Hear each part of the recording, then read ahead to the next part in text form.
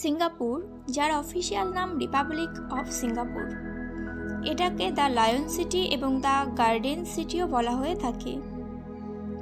এই দেশ দক্ষিণ পূর্ব এশিয়ার ইন্দোনেশিয়া ও মালয়েশিয়ার পাশে অবস্থিত, যেটি বিশ্বের সবথেকে উন্নত ও সুন্দর শহর বা দেশগুলির মধ্যে অন্যতম, যেটিকে কিছুটা স্বপ্নের শহরও বলা চলে। সিঙ্গাপুরের নাম এক মালয় শব্দ সিংপুরা থেকে এসেছে, যেটা আসলে সংস্কৃত শব্দ সিংপুর থেকে উৎপত্তি,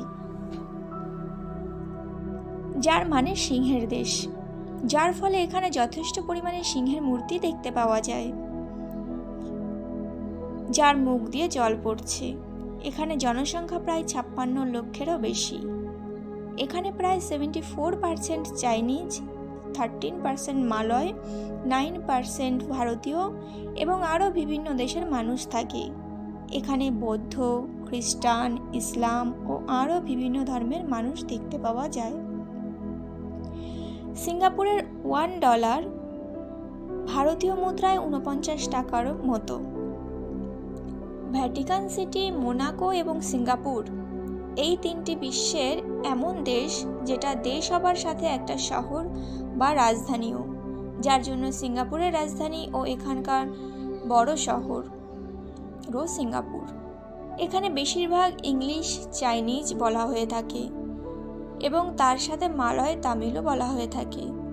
সিঙ্গাপুর যথেষ্ট উন্নত দেশ, কিন্তু এখানে 280 মিটারের বেশি উঁচু বিল্ডিং বানানো যায় না, কারণ এটা এখানের নিয়মের বিরুদ্ধে। 1963 সাল পর্যন্ত সিঙ্গাপুরে ব্রিটেনের রাজত্ব ছিল।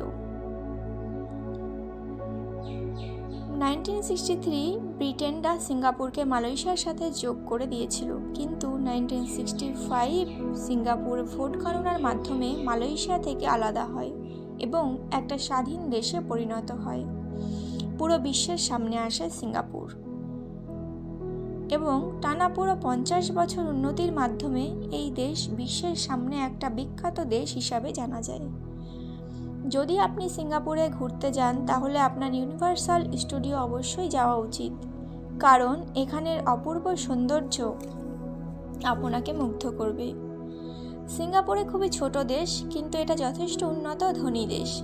সিঙ্গাপুরের প্রায় সমস্ত এলাকায় পার্ক এবং প্লেগ্রাউন্ড উপস্থিত আছে। এই জন্য সিঙ্গাপুরকে গার্ডেন সিটি নামেও জানা যায়।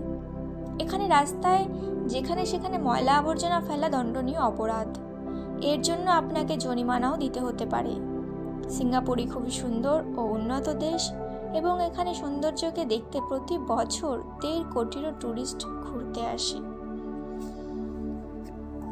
তো এইটুকুই ছিল সিঙ্গাপুর সম্পর্কে কিছু অজানা তথ্য। আমার এই ভিডিওটি যদি ভালো লেগে থাকে তাহলে অবশ্যই শেয়ার করো, লাইক করো এবং আমার চ্যানেলটিকে সাবস্ক্রাইব করো।